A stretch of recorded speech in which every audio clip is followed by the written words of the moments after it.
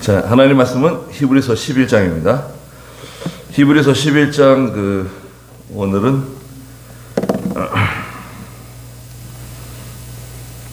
20절입니다. 히브리 11장 20절 말씀부터 말씀을 보도록 하겠습니다.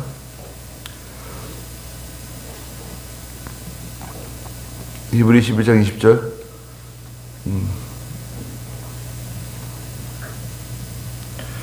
믿음으로 이삭은 장차 오는 일에 대하여 야곱과 에서를 축복하였다. 믿음으로 야곱은 죽을 때에 요셉의 아들들을 각각 축복하였고 자기 지팡이 머리에 의지하여 경배하였다. 믿음으로 요셉은 죽으면서 이스라엘 자손이 이집트에서 나갈 것에 관하여 말하였고 자기 뼈에 관하여 명령하였다. 믿음으로 모세의 부모는 모세가 태어났을 때 아름다운 아임을 보고 왕의 명령을 두려워하지 않고 석 달 동안 숨겨두었으며. 거기까지만 하시자고요. 짧은 성경이지만 내용이 많습니다. 먼저 20절 보시면 믿음으로 이삭은 장차 오는 일에 대하여 야곱과 에서를 축복하였다고 말씀하셨습니다. 이 내용은 이제 창세기 26장에 있는 내용인데요. 창세기 26장을 보시면 3절과 4절에서 이삭이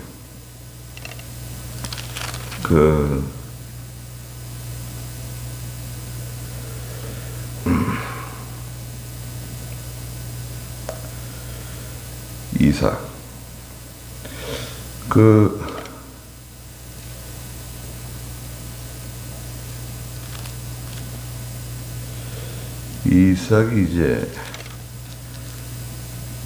아들을 축복하려고 그러는데 27장 1절부터 한번 읽어주시겠어요? 창세기 27장 1절.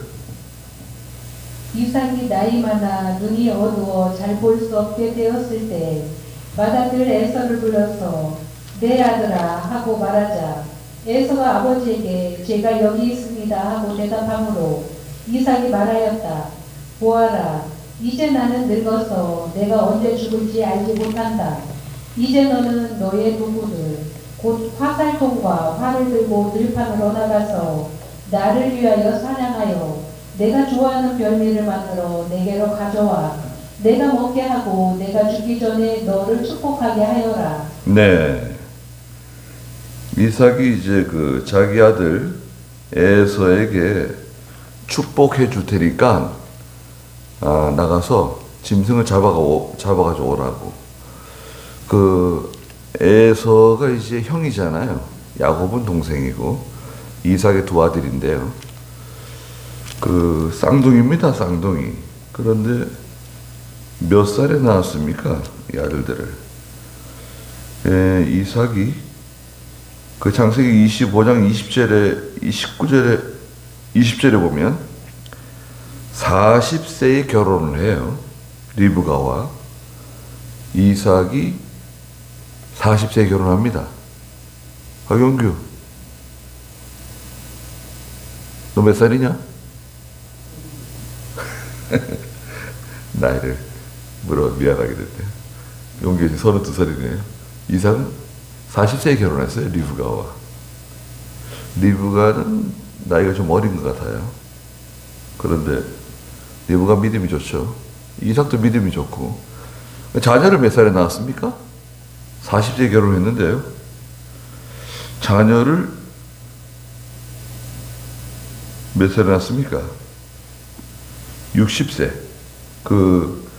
25장 26절 마지막에 보면 25장 26절 한번 읽어주시겠어요? 그 후에 그의 아우가 나왔는데 그의 손은 에서의 발꿈치를 잡고 있었으므로 그 아이 이름을 야곱이라 불렀으며 리브가가 그들을 낳을 때 이삭의 나이는 60세였다. 결혼하고 나서 20년 만에 아이를 낳았습니다. 쌍둥이에요. 첫째가 에서, 둘째가 야곱인데 야곱은 형 에서의 발꿈치를 붙잡고 나왔어요. 내가 먼저 나가려고 하는데 왜 네가 먼저 나가냐? 뭐 이런 식이에요. 그 야곱의 이름의 뜻은 경쟁자예요. 경쟁자. 도전하는 사람, 경쟁하는 사람, 다투는 사람. 에서는 뭐예요? 에서는 몸이 붉은 사람이에요. 몸이 붉어요. 붉다는 뜻입니다. 붉다. 에서. 자, 그런데 여기 이제 문제가 있어요. 하나님께서는 그 이삭에게 복을 주기로 약속하셨어요. 창세기 26장 그 3절에서 5절까지 보면 네 아버지 아브라함이 믿음이 좋잖아요. 아브라함하고 아들 이삭하고 같이 살았습니다. 네? 한 집에서 아브라함이 자기 이삭하고 같이 살았단 말이죠. 자연스러운 거죠. 예전에는 뭐 다 식구들 같이 살았잖아요. 할아버지 할머니하고 다 같이 살았는데 그 전통적인 믿음, 좋은 믿음이 계승되었기 때문에 아브라함의 믿음을 통해서 네가 너에게도 복을 준다 그러셨어요. 그 26장 3절부터 한번 읽어주시겠어요? 창세기 26장 3절. 네가 이 땅에 거주하면 내가 너와 함께하고 네게 복을 주며 내가 이 모든 땅을 너와 네 자손에게 줄 것이다. 또 내가 네 아버지 아브라함에게 맹세한 맹세를 이룰 것이다. 내가 네 자손을 하늘의 별들과 같이 많게 하고 네 자손에게 이 모든 땅을 줄 것이니 땅의 모든 민족이 네 자손을 통하여 복을 받을 것이다. 이는 아브라함이 내 목소리를 청종하고 나의 지시와 나의 명령과 나의 규례와 나의 법도를 지켰기 때문이다. 네.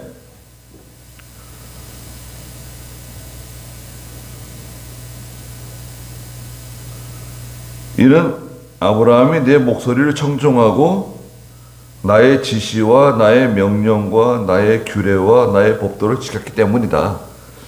그러니까 아버지가 그 아브라함이 믿음이 참 좋은 거죠. 하나님 말씀 잘 순종했는데 이삭도 마찬가지예요. 이삭도 그 아버지의 영향을 받아가지고 믿음이 좋아요. 그런데 이제 문제는 이삭이 이제 에서에게 축복을 해주려고 그러는 게 이제 여기서 문제가 된 겁니다. 이게 왜 문제가 됐냐? 하나님께서 그 쌍둥이가 태어나기 전에, 예? 쌍둥이가 태어나기 전에 하나님 뭐라 그러셨냐면 창세기 25장 23절에 큰 자가 작은 자를 조용히 해요. 똑바로 앉아보세요. 큰 자가 작은 자를 섬기게 될 것이라고 그러셨어요. 그게 하나님의 작정이에요. 하나님의 예정이에요. 큰 자가 누구죠? 에서가 작은 자 야곱을 섬기게 될 거다. 창세기 25장 23절 읽어주시겠어요? 여호와께서 그 여자에게 말씀하시기를 두 민족이 내 뱃속에 있으니 두 백성이 내 몸에서부터 나누어질 것이며 한 백성이 다른 백성보다 강하겠고 큰 자가 작은 자를 섬길 것이다 라고 하셨다. 네. 아이들이 태어나기 전에 하나님이 말씀하신 거예요. 큰 자가 작은 자를 섬기게 될 것이다. 이게 첫째입니다. 근데 이삭이 이 말씀을 잊어버린 것 같지는 않은데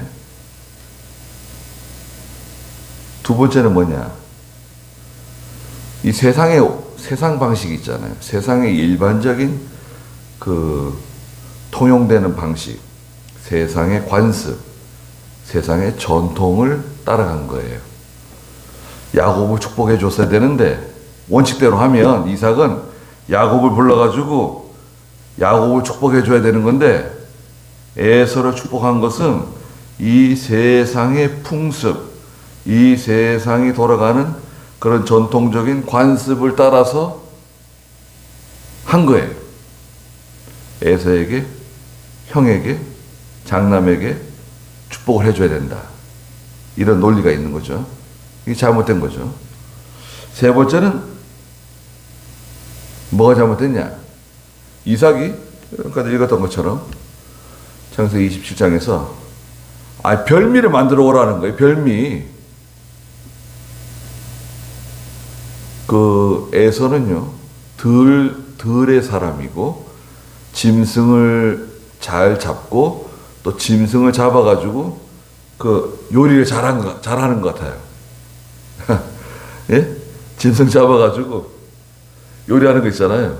뭐 사슴을 잡든 뭐 어떤 짐승 잡든 간에 잡아가지고 가죽을 벗기고 내장을 드러내고 물로 씻어가지고 잘 그걸 절단해서 또 이것저것 뭐 양념도 바르고 향신료도 좀 뿌리고 아주 맛있게, 또 아버지가 좋아하는 요리 있잖아요. 아버지가 참 좋아하는 요리, 우리 지금 말하는 바베큐네, 바베큐. 네. 아주 아버지가 좋아하는 그런 참 고기 요리를 잘 해가지고 내가 먹고 싶으니까 내가 그거 먹고 나서 너를 축복해 주겠다. 이 별미 축복이네, 별미 축복. 먹고 나서 축복해 준다.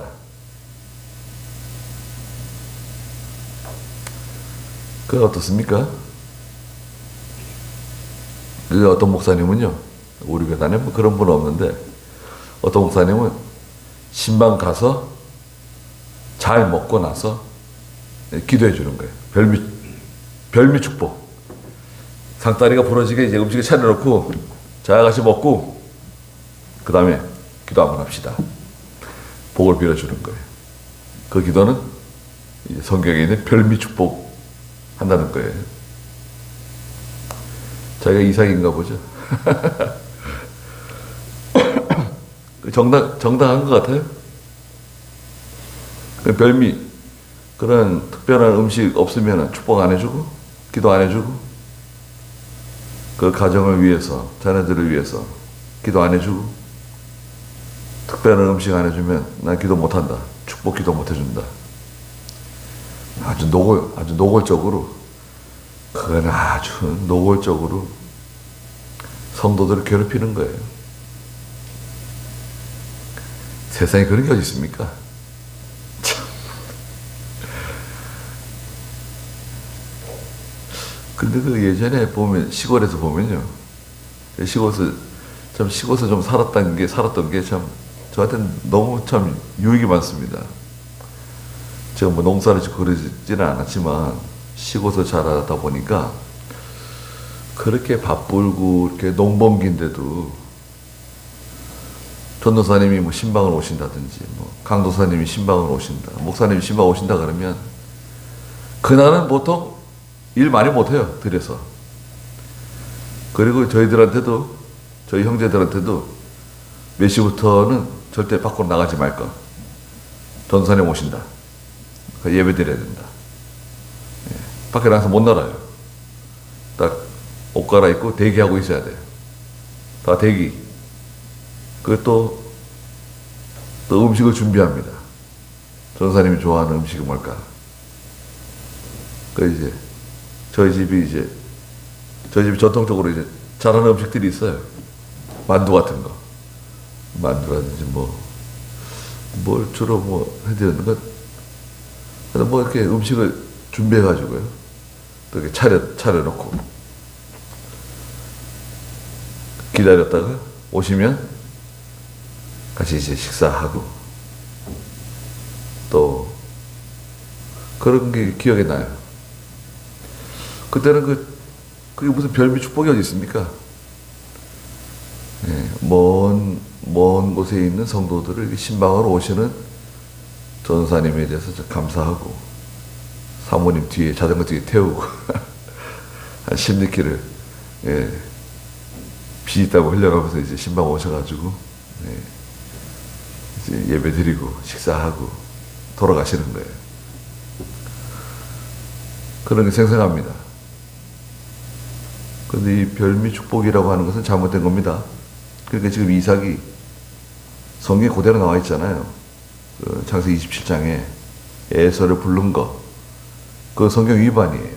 하나님께서 작은 자가 큰 자를 섬기겠다고 그러셨는데 왜 거기에 이삭이 자기가 뭔데? 왜 에서에게 축복해 주겠다고 나서는 거예요? 하나님의 방식대로 해야 될 거 아니에요. 자기가 아버지지만 하나님의 방식대로 야곱을 축복해 줘야죠. 이게 하나님 뜻이다.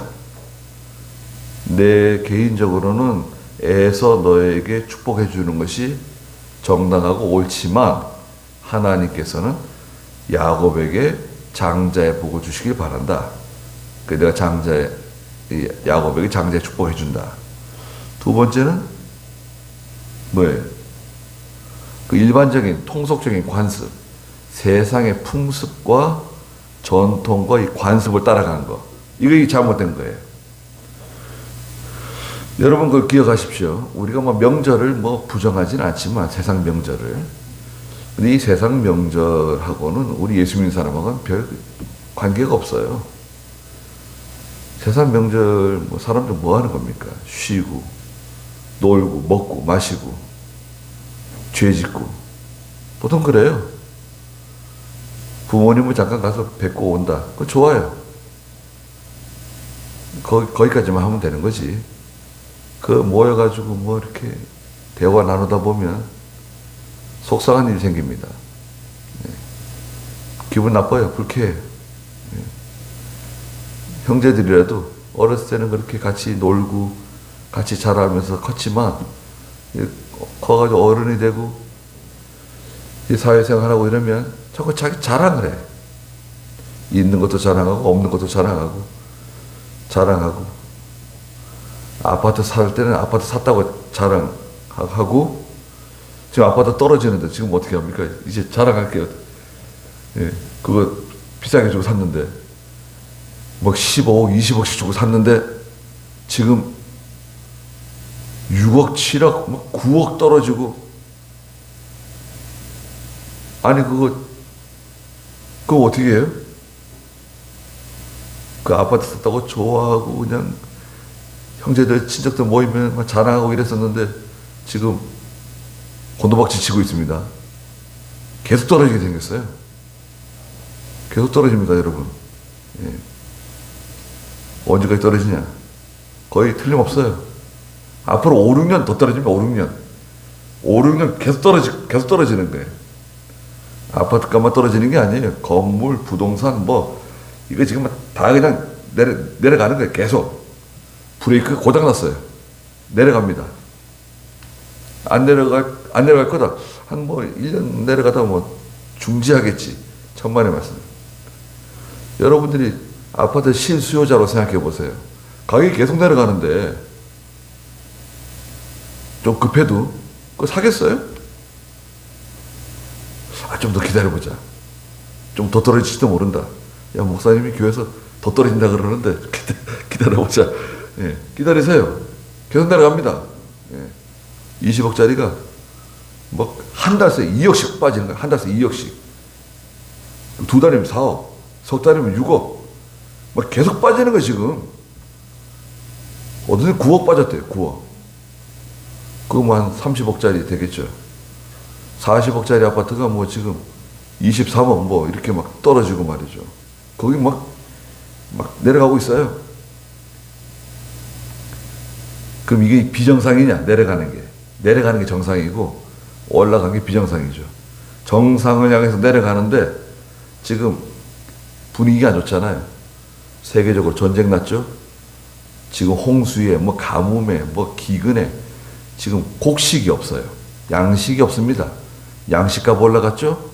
양식값 계속 올라갑니다. 밀도 올라가고 쌀도 올라가고 지금 뭐 쌀 갈아 없는다는데 우리 한국에서는 그거 좀 어떻게 금지시켜야지. 그 밀 가격이 올라가고요. 곡식 가격도 올라갑니다. 기름값도 올라갔다 지금 좀 내려갔죠. 기름값은 떨어질 것 같아요. 기름값은 많이 떨어집니다. 왜냐하면 안 써요 기름을. 기름값이 떨어졌는데도 기름을 안 쓰는 거예요. 돈이 없어요. 전체적으로 지금 어려워요. 국가도 어렵고 개인도 어렵기 때문에 소비를 안 해요. 소비를 안 하니까 가격이 떨어지는 거예요. 그러니까 지금 보세요. 부동산 떨어지는데 게다가 전쟁에 뭐 내려가잖아요. 이거 디프레이션이라 그러는데 올라가는 것은 인플레이션, 내려가는 디프레이션인데 정상적인 디프레이션은 아니에요. 가속도가 붙었어요. 내려갑니다. 계속. 제일 타격받는 게 부동산이에요. 부동산 계속 내려갑니다. 현찰을 두둑히 가지고 있던 분들은 좋겠죠. 현찰을 두둑히 가지고 있던 분들은 주워 담는 거예요. 막 이제 전에 막 100억씩 하는 거 막 2, 30억에 막 주워 담습니다. IMF 때보다 더 떨어질 수도 있어요. 주워 담는 거예요. 막 좋은 것들, 빌딩도 사고 뭐 공장도 사고 아파트도 사고 막 현찰 있는 사람들은 좋아요. 이제 앞으로 더 떨어지니까 다 기다리고 있는 거예요. 한 5년쯤 지나면 이제 사들이겠죠. 완전히 그냥 떨어진 다음에. 자, 하나님의 뜻이 무엇인지 분명히 알고 있었잖아요. 이삭은 알고 있었어요. 그러면 이 세상의 전통적인 방식, 세상 사람들이 많은 사람들이 가는 그 길 있잖아요. 우리 그 길 따라가면 안 됩니다. 예수 믿는 사람들은 여러분 많은 사람들이 가는 길을 피하세요. 예. 사람들이 다 제정신이 아니에요. 다 그냥 몰빵을 하는 거예요. 거기 아주 그냥 몰입을 해요. 이삭도 그런 세상의 그 풍습, 전통, 관습 그걸 따라간 거죠. 잘못된 겁니다. 세 번째는 뭐죠? 뭐라 그랬습니까? 세 번째는 별미 축복. 뭘 주면 내가 복을 빌어주겠다. 나한테 이렇게 해주면 내가 너 기도해 줄게. 나한테 이렇게 해주면 내가 너 축복해 줄게. 그게 잘못됐다 이거예요. 그런 게 어디 있습니까? 언제든지 위에서 기도해 줄 수 있는 거고 언제든지 위에서 축복해 줄 수 있는 거죠. 뭘 먹어야지 뭘 축복해 주고 그건 잘못된 겁니다. 그 세 가지가 이삭이 실수한 겁니다. 죄를 졌다고 보다도 실수한 거예요. 그 바람에 그 집안에 문제가 생긴 거 아닙니까? 이삭은 저기 야곱을 거짓말해가지고 말이죠. 형의 축복을 빼앗고, 형의 장자권 파죽한 것을 빼앗고, 형 에서는 야곱을 죽이려고 결심하고, 야곱은 또 외삼촌 집으로 달아나고, 바다나라로 달아나서 20년 동안 집에 오지도 못하고, 어머니 돌아가시는 것도 못 보고, 아버지도 뭐 나오지 않아요. 그런 거 보면, 이삭을 봤는지 모르겠어요. 아버지 못 본 것 같아요. 여튼, 그러니까 이게 한번 판단을 잘못하게 되면, 믿음을 하지 않으면, 엄청난 이제 문제가 생길 수 있어요. 인정으로 기울어진 거예요, 인정. 하나님의 뜻을 찾아서 해야 되는데, 자꾸 인정으로 기울어져요. 너는 내 큰아들이야. 너는 내 소중한 사람이야. 네가 축복받지 않으면 누가 축복받겠냐. 이런 생각이죠. 거기에 대해서 말씀하신 거예요.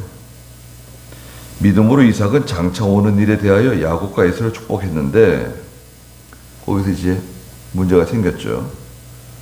그 다음에 21절에 믿음으로 야곱은 죽을 때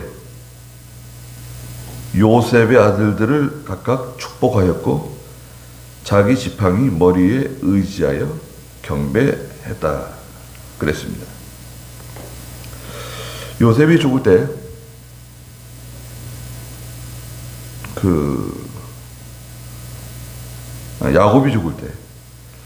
야곱이 죽을 때 창세기 이제 31장에 야곱이 이제 죽기 전에 요셉의 아들들을 불렀죠. 큰아들이 이름이 뭐죠? 요셉의 큰아들 므낫세고요. 므낫세. 둘째 아들이 에브라임이죠. 그래서 이제 아버지 야곱이 일어나가지고 앉았는데 요셉이 총리 대신 요셉이 두 아들을 데리고 아버지께 가가지고 아버지 오른손 쪽에는 형 므낫세를 앉히고 아버지 왼손 쪽에는 동생 에브라임을 앉혔어요. 아버지, 므낫세와 에브라임입니다. 기도해 주세요. 그랬더니 그래, 내가 하나님의 이름으로 복을 빌어주겠다. 꺼내놓고 팔을 이렇게 어금 맞은 거예요. 팔을 어금 맞아가지고 오른손은 동생에게, 왼손은 형에게 이렇게 얹었어요. 그랬더니 요셉이, 아니 아버지, 그게 아니고요. 이 형이 오른쪽이고 동생이 왼쪽입니다. 그랬더니 야곱이 뭐라 그래? 눈이 어두워 잘 앞이 안 보이는데 나도 안다. 두 번 얘기했어요. 나도 알고 있다. 근데 하나님께서 에브라임에게 형의 복을 주기를 원하시고 형 므낫세에게는 동생의 복을 주기를 원하신다. 그렇게 해서 기도해 줬어요. 그건 잘한 건가요? 못한 건가요? 잘한 거죠. 하나님의 뜻을 찾아 한 거죠. 일반적인 원리로 한 게 아니라 하나님께서 원하시는 방식대로 기도해 줬어요. 그래서 에브라임 지파가 큰 지파가 돼요. 북이스라엘 땅에 에브라임 지파가 제일 큰 땅을 차지했고 그 에브라임 지파 안에 사마리아 성이 있죠. 사마리아 성. 사마리아는 큰 요새예요. 그 땅 자체가 요새입니다. 거기다 사마리아 성을 짓고 북이스라엘의 이제 수도가 되죠. 그래서 에브라임 지파가 복을 많이 받은 지파입니다. 아버지가 요셉이고, 그죠? 당당하죠? 아버지가 요셉이다. 얼마나 참 당당합니까?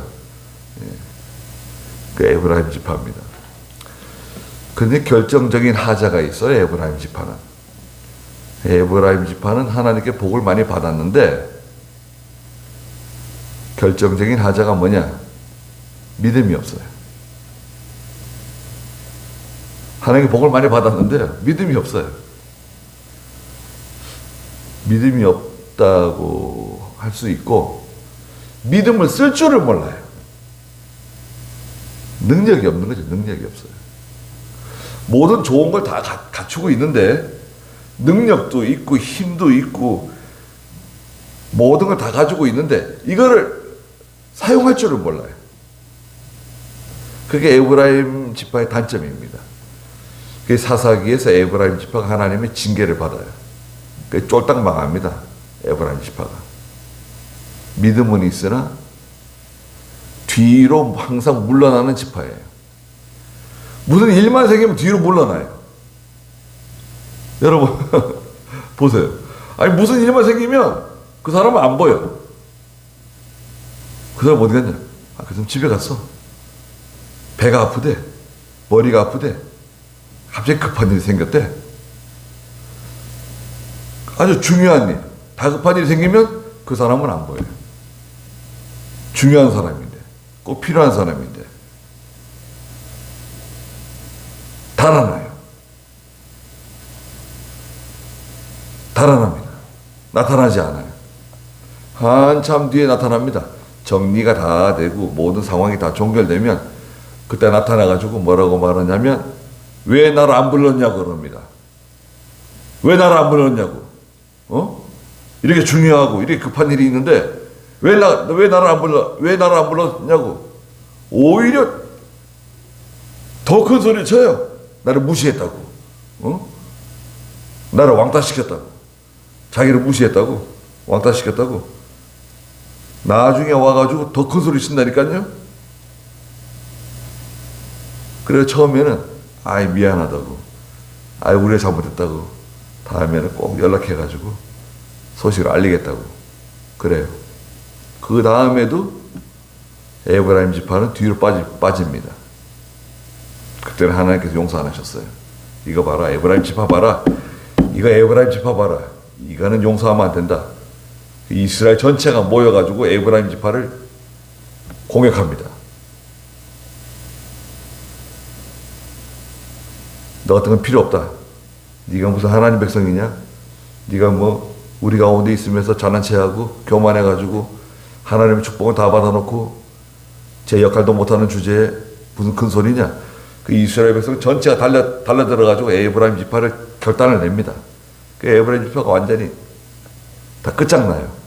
이게 사사기서에 자세히 기록되어 있습니다. 그런 거 보면 요셉은 참 믿음이 좋은데, 그죠? 요셉은 믿음이 좋아가지고 형통한 사람이라고 창세기 39장에 형통해졌다 그러는데 그 아들들은 믿음이 참 아버지 같지가 않은 것 같아요.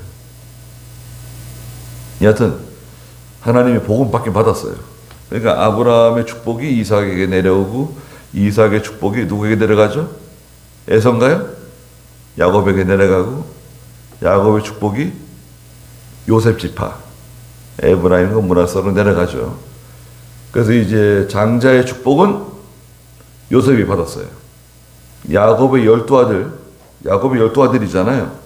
장자는 2배를 받으니까 장자의 축복은 요셉이 받았어요.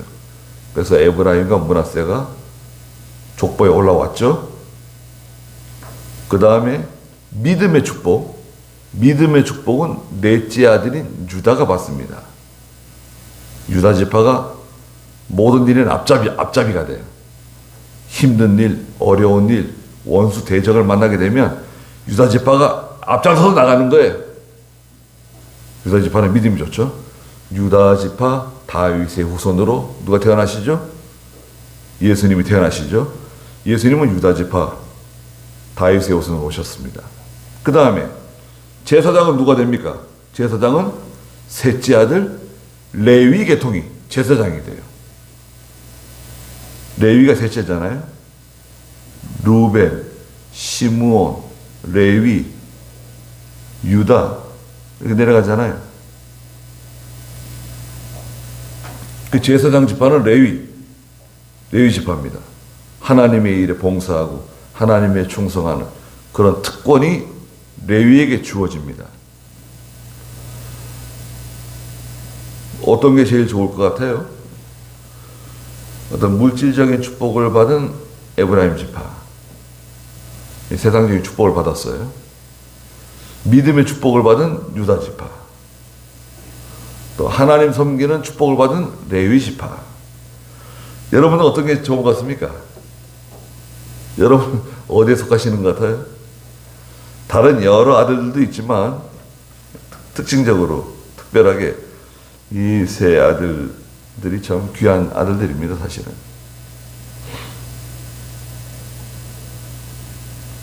그래서 야곱은 죽을 때에 요셉의 2 아들을 축복해 줬는데 에브라임과 므낫세, 에브라임 지파에게 장자의 축복을 해줬다. 하나님의 뜻대로 한 거죠. 22절에 요셉이 나옵니다. 창세기 이제 59장에 가면 요셉이 죽는 장면이 기록되어 있는데요. 요셉이 죽을 때에 요셉은 이집트의 총리 대신이었잖아요. 요셉이 살아있는 동안에 이집트로 온 그 야곱의 가족들 75명, 아버지 야곱의 식구들, 형들의 식구들 다 불러들였잖아요. 그래가지고 이집트의 저 고센 땅, 고센 땅 아주 그냥 항상 농사 짓기 쉽고 또 짐승들을 키우기 좋은 고센 땅을 그 야곱의 식구들에게 제공하죠. 거기서 이제 번성하죠. 430년 동안 이집트에서 번성하게 됩니다. 요셉이 죽을 때 무슨 약속을 받아냈죠? 나하고 맹세하자. 요셉이 죽을 때요, 누워 있는데 자기 후손들에게 맹세 받았어요. 약속을 받아냈어요. 무슨 약속을 받아냈냐면 반드시 때가 되면 이스라엘 백성들이 이집트를 떠나서 가나안 땅으로 가게 될 거다. 아브라함이 약속하신 그 가나안 땅으로 가게 될 텐데, 갈 때, 이집트를 나갈 때 무덤에서 내 뼈를 추려가지고 가져가서 가나안 땅에다가 장사를 지내다 달라. 내가 지금 죽지만 나중에 너희들이 이집트를 떠나서 가나안 땅으로 갈 때 그때 반드시 올 거다. 그때 잊어버리지 말고 내 뼈를 다 거두어다가 가나안 땅에 이장해달라. 가나안 땅에다 묻어달라고 부탁을 해요. 거기에는 몇 가지 중요한 내용이 있죠. 하나님의 약속을 믿는 거죠. 가나안 땅을 주시겠다고 하나님의 약속 믿는 것. 예. 두 번째 뭡니까? 이집트와 같은 세상에서 나와서 하나님의 땅으로, 축복의 땅으로 옮겨갈 것. 우리가 성도들이 세상에 살고 있지만 이집트와 같은 이 세상에서 종살이 하면서 죄의 종살이, 마귀의 종살이, 세상의 종살이 하고 있지만 이제 하나님께서 부르시면 이 세상을, 이집트와 같은 이 세상을 떠나서 영원한 하나님의 나라, 가나안 땅과 같은 영원한 하나님의 나라로 들어가잖아요? 틀림없죠? 요셉이 그걸 믿은 거예요. 얼마나 좋은 믿음입니까? 확신해요, 확신. 그 자손들에게 그 답을 들어요. 약속해라. 약속합니다. 예. 당신이 죽어도 우리가 나중에 이집트를 떠날 그때 당신의 뼈를 반드시 추려서 가나안 땅으로 가지고 가서 거기 다시 장사를 지내겠습니다. 거기에 요셉의 믿음이 있다는 거죠. 22절에 있는 것처럼 믿음으로 요셉은 죽으면서 이스라엘 자손이 이집트에서 나갈 것에 관하여 말해줬다. 또 자기 뼈에 관해서 말해줬다. 두 가지입니다. 이집트에서 반드시 나가게 될 거다. 걱정하지 마라. 두려워하지 마라. 그때가 올 거다. 나갈 때 내 뼈를 가지고 나가라. 확신이 있는 겁니다. 그 확신은 무서운 거예요. 확신이 있는 사람은요, 그 쉽게 이길 수 없습니다. 예수 믿는 사람도 여러 종류의 사람들이 있잖아요. 예수는 오래 믿었어도 믿음이 약할 수 있고요. 예수 믿은 지 그렇게 막 오래되지 않았어도 믿음이 좋은 성도도 있고, 또 전통적인 이 바른 신앙적인 그런 교육을 받아가지고 하나님의 말씀을 배워가지고 아주 교리적으로도 맞고 바른 신앙이고 신앙생활하는 것도 아주 건전한 경건한 신앙생활하는 성도가 있는가 하면, 반면에 완전히 뭐 세상 사람하고 별 차이가 없는 또 성도들도 있어요. 아, 저 사람이 세상 사람인지 예수 믿는 사람인지 구별이 안 돼요. 예. 술을 먹으면 얼마나 술을 잘 마시고 그냥 뭐 얼마나 방탕하고 그냥 자기 가정도 잘 안 돌보고 그냥 뭐 그냥 이 사건대로 자꾸 일을 벌리고 수습은 못하고 많아요. 그렇지 않습니까? 이스라엘 백성이어도 다 믿음이 달라요. 지파마다 믿음이 다르고 갈렙의 믿음이 있고 여호수아의 믿음이 있고, 가나안 땅 정탐하는데 12사람 보냈죠. 각 지파에서 한 사람씩 뽑아가지고 12사람을 보내는데 얼마 동안 정탐했죠? 40일 동안 정탐했어요. 40일 정탐하고 돌아와가지고 가나안 땅 돌아본 시찰 보고를 했어요. 보고대회를 열었습니다. 다 믿음 있는 사람들입니다. 다 믿음 있고 실력 있고 참 능력 있는 사람들 보냈는데 보고 내용이 완전히 달라요. 여호수아와 갈렙은 들어가야 된다는 거예요. 가나안 땅에 빨리 들어가야 된다.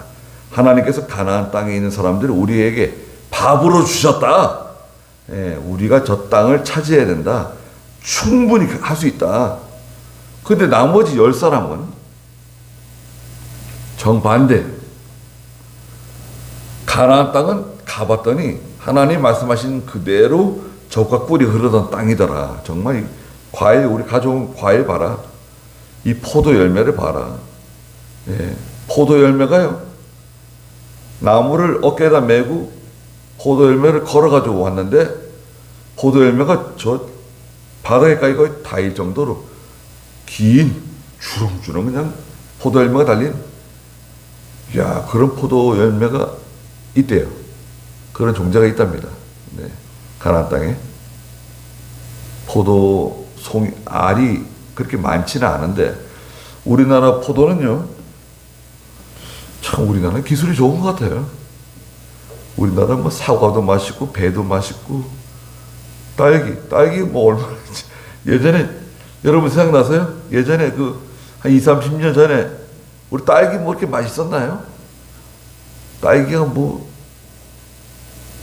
그렇고 그렇잖아요. 뭐 시장에서 파는 게 그렇고 백화점에서 판다 그래도 뭐 그렇게 뛰어나지 않았는데 요즘 딸기들은 뭐 이게 딸기가 뭐 이게 사람이 만든 것처럼 말이죠. 크고 그런데도 달고, 한국 딸기 그렇게 좋아한대요, 외국 사람들이. 그 다음에 그 뭐 샤인머스켓인가 그 포도 있잖아요. 그 청포도처럼 생겼는데 씨도 없고 달고, 개발은 일본에서 했는데 잘 안 팔리고 수요가 없어가지고 문 닫은 거예요. 그거는 남은 사람들이 그거 종자를 가져다가 개량해가지고 더 좋게 만들고 종자 등록을 한국에서 했어요.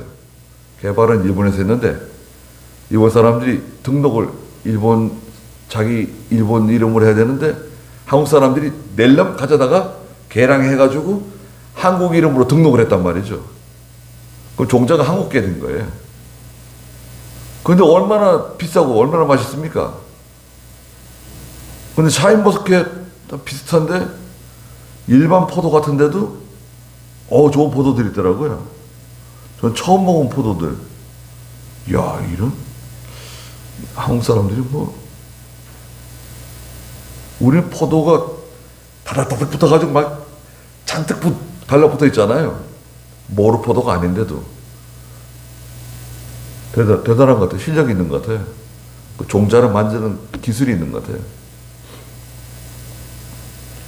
우리나라도 뭐 땅이 이렇게 좋은 땅이 아닌 것 같은데, 우리는 한국 땅이 뭐 이렇게 좋은 땅인 것 같습니까? 산은 많고, 들은 그렇게 많지 않고, 예전에 농사 짓던 거 생각해 보세요. 여름철 되면 다 홍수가 나가지고 다 그냥 쓸려 내려가고 다 돌밭되고, 그렇게 어렵게 농사 지으셨잖아요. 겨울 되면 또 얼마나 춥고, 논 들어오면 꾸물꾸물 해가지고, 뭐 경지정리도 그때는 안 돼가지고, 다 뭐 소가지고, 뭐 갈아엎고, 소가지고, 뭐 김 매고, 논 썰애질하고, 맨 그러셨잖아요. 동네 뭐 교원기 한 대 있으면은 그 교원기 동네에서 다 쓰고 말이죠. 탈곡기도 동네에서 돌아가면 다 그 탈곡기 쓰고. 그렇게 어려웠었는데 지금은 얼마나 참 한국이 많이 변했습니까? 한국이 이렇게 잘 나가도 되는 건가 싶을 정도가 그럴 때가 있어요. 야, 이거 이렇게 하나님께서 이렇게 복을 주시는가? 우리가 뭐 잘한 것도 없고, 우리 한국교회가 뭐 잘한 것도 없고, 특히 우리 교단 보세요. 우리는 교단은 좀 손바닥만 한데 제대로 기도원도 못 지키고 신학교도 제대로 못 지키고 참 기가 막히고, 생각하면은 참 이게 뭐 울음도 안 나요. 울 수도 없어요. 너무 창피하고 너무 기가 막혀가지고 그냥 나도 뭔가 큰 잘못을 한 것 같다 그러고 회개가 나오고요. 예. 이병규 목사님 살아계시면 큰일 날 뻔했다. 목사님이 이걸 보시고 못 견뎌하고 힘들어하고 그러셨을 텐데, 아유, 그건 좀 다행입니다. 목사님이 살아계셨어도 힘들었을 것 같다는 생각이 듭니다.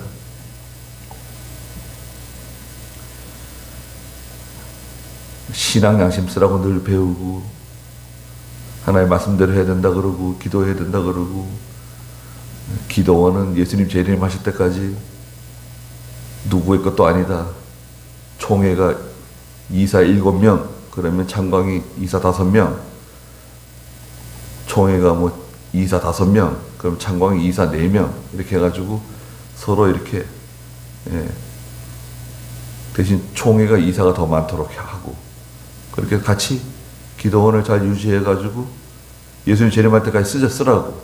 그래 놨더니 지금 창광이 다 이사를 가지고 있어요. 이사 한 명도 내줄 수 없대요. 대단해요. 이병규 목사님 얘기하지 말라 그런대요. 아, 이병규 목사님 얘기하지 마세요. 아, 돌아가시고 천당 가셨는데 왜 자꾸 이병규 목사님 얘기하냐고 그런데요. 그러면 안 될 것 같은데, 다른 데도 아니고 창광교회가. 저 누가 얘기하는데, 예, 제 앞에서는 이병규 목사님 말씀하시지 마십시오 그러더라고요. 그래서 제가 막 뭐라 그랬어요. 아니, 지금 제 앞에서 그렇게 말할 수 있냐, 우리가. 우리 이병규 목사님 빼놓고 얘기하자? 이거 무슨 그런 말을 하고 있냐, 지금. 제정신이냐, 지금. 그 자리에 어떻게 가 있는데, 이병규 목사님이 거기 세워준 거 아니냐. 근데 그렇게 말을 하면 어떻게 하냐. 그것도 다른 사람도 아니고. 예. 이병규 지우기예요. 이병규 지우기. 이병규 목사님 지울 수 있나요? 김현봉 목사님 지우기. 김현봉 지우기. 저 신대원 박사 코스 자꾸 하라 그래가지고 그 원서 내고 면접 보러 갔는데, 김현봉 목사님 신앙 존경한다 그랬더니, 김현봉 목사님 이상하신 분 아니에요? 그러더라고요. 그 부교수가. 정교수는 점잖게 가만히 계시는데, 대판 싸울 뻔했어요. 아니, 그렇죠. 김현봉 목사님은 그 시대에도 좀 이상한 스타일이었죠. 머리를 빡빡 깎고 다니고, 별명이 중목사예요, 중목사. 고무신 신고 다니고, 두루마기 있고. 그건 그분 스타일이 아니라, 나라가 어려우니까 절약해야 된다고. 절약 정신이 몸에 뱄어요. 나라가 어려운데 절약해야 된다. 예수 믿는 사람은 절약해야 된다. 전기 불 끄는 거 있잖아요. 예배 시간 전에 불 꺼놨다가 예배 시작할 때 불 켜는 거. 그게 아연 예배당 전통입니다. 불 켜놨다가 난리 납니다. 불 당장 끄라고. 전기도 없어가지고 지금 가난하게 사는 나라가 뭐 전기를 이렇게 예배 시간 시작할 때 불 켜라. 그게 김현봉 목사님 절약 정신이에요. 아주 애국주의자거든요. 아주 애국주의자예요. 그 성경 얼마나 많이 읽으시고 기도 얼마나 많이 하시고, 그 영향을 이병규 목사님 영향받고. 저는 김 목사님 한 번도 뵌 적이 없지만, 저 보세요. 저는 어렸을 때부터 김 목사님 맨날 김 목사님 얘기만 듣고 컸어요. 이병규 목사님보다도 김 목사님 영향을 더 많이 받았어요. 저는 김 목사님 한 번도 뵌 적이 없지만 제가 그럽니다. 누구한테 그랬어요? 그거 장로님이에요. 장로님이나 저나 우리가 살아있는 동안에는 이병규 목사님 같이 살아있는 거다. 그랬더니 그거 좋은 정신이래요. 제가 동의한대요. 그래놓고 이병규 목사님 얘기하지 말자, 이제는. 예. 제 말이 틀렸습니까, 여러분?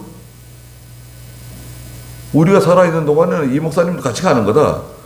또 저 같은 경우에는 제가 살아있는 동안에는 김 목사님 같이 가는 거예요. 김 목사님의 정신, 전통, 바른 신앙 같이 가는 거 아닙니까? 신앙 양심 쓰고 이심정력하고 삼가 조심해라. 그거 늘 가르치는 거 아닙니까? 교인들 사랑하고 말씀으로 가르치고 양육하고 기도 많이 하시고 늘 산에 가서 기도하고 그 이 목사님 배워가지고 기도 다니시고 그게 우리 전통이에요. 사경의 전통, 산기도 전통, 사경의 전통. 그거 물려줬더니 그걸 제대로 지키지 못하고 금세 다 잃어버리고 그냥 나약하고 무슨 말만 하면 힘들다는 거예요? 안 된다는 거예요? 그냥 어렵다는 거예요? 그냥 부정적인 생각하고 뭐 재판이 뭐 재판에서 졌다는 둥 우리가 뭐 뺏길 것 같다는 둥 힘들다는 둥 우리한테 뭐 기도원을 줘도 우리가 뭐 유지를 하겠느냐 못 하겠느냐 돈이 없다는 둥 아니 기도원 유지를 뭐 자기가 해요? 그리고 뭐 큰 교회들이 여러분 생각해 보세요. 기도원을 뭐 큰 교회들이 그 기도원을 유지합니까? 1년에 4억 들어간다.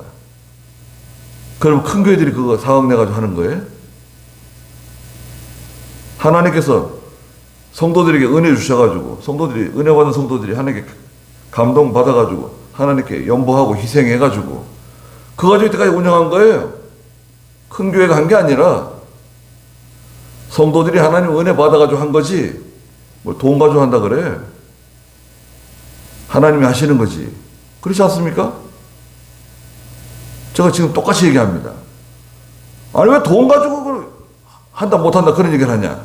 하나님이 하시면 되는 거지. 그리고 또 뒤에 가서 또 돈이 없는데 뭐가 안 되는데 그냥 안 된다 힘들다 맨날 그런 얘기를 하고 아주 패배주의에 그냥 아주 찌들었어요. 네.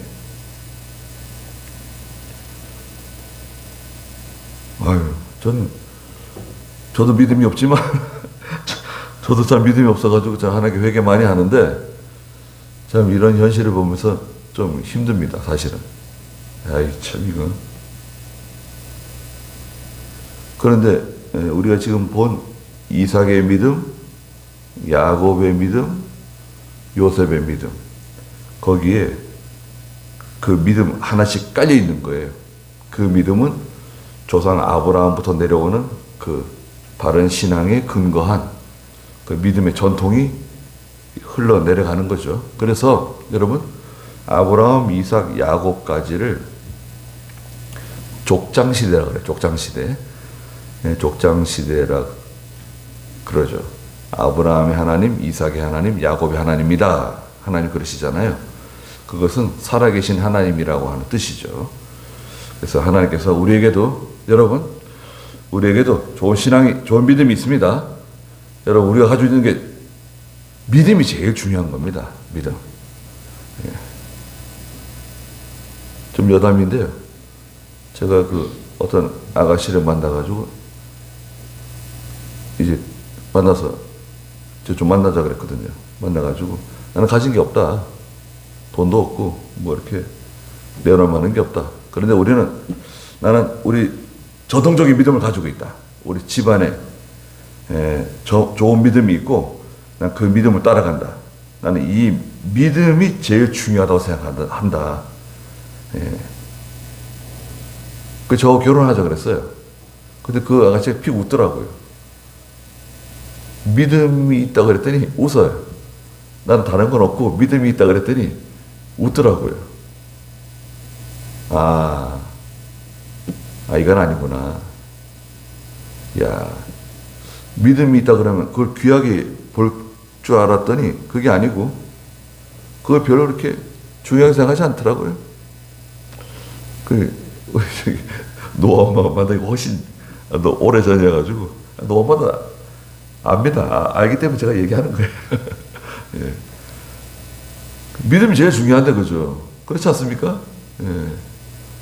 우리 목사님들도 유튜브 보시는 목사님들 계실 텐데 그런 면에 대해서 제 말에 동의하실 거라고 생각합니다. 예. 믿음이 제일 중요하다고 생각합니다. 그러니까 자 기도하시죠. 거룩하신 하나님, 아브라함의 믿음을 저희가 기억하게 해주시고 또 이삭이 아버지의 믿음을 받아서 또 야곱이 할아버지 아브라함과 아버지 이삭의 믿음을 받아서 또 요셉까지 이 바른 신앙이 계속 전통적으로 유지되었습니다. 그리고 그 모세가 나타나서 그 믿음으로 하나님의 백성들을 이끌고 광야길을 걸어갔습니다. 걸어가신 하나님, 저희가 가지고 있는 믿음이 얼마나 소중한 믿음인지, 얼마나 가치 있는 믿음인지 깨닫게 해주시고, 특별히 살아가는 총회를 붙들어 주시고, 모든 교육자들을 붙들어 주시고, 이 총회가 진리에 견고하게 서고, 두려워하지 말고, 염려하지 말고, 하나님을 의지하고, 모든 이 시험을 능히 감당해낼 수 있는, 통과할 수 있는 그 은혜를 베풀어 주시옵소서. 예수님의 이름으로 기도드리옵나이다. 아멘.